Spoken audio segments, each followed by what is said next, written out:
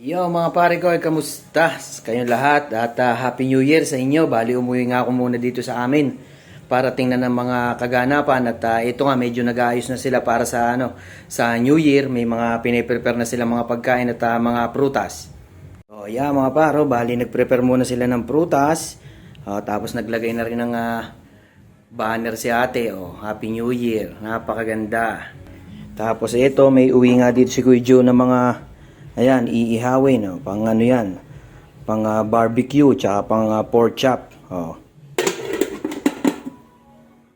Bali, yung inuwi nga ni Kuya Joe, meron din daw na parang laman loob para sa pag maggogoto yata mamaya. So, tsaka magpipideyos, ano pa ba? Ayun, nandun pa sila nanay sa sa gulo dahil namimili nga ng mga gulay pa. Ang daming mga tao ngayon sa palengke, tsaka busy ang mga tao ngayon. Kaya pag uwi ko dito, sumilip nga muna ako at ito nga aking nadat na. Bali ngayon nga kakain din muna ako dahil nakakita ko ng sinangag na kanin. Dahil yun talaga paborito ko. Basta pag uwi ko dito at may nakita akong sinangag na kanin, kahit kumain na ako, napapakain pa rin ako mga par. Kaya yun ang ganap. At update ko kayo mamaya kung ano pa mga mailuto dito.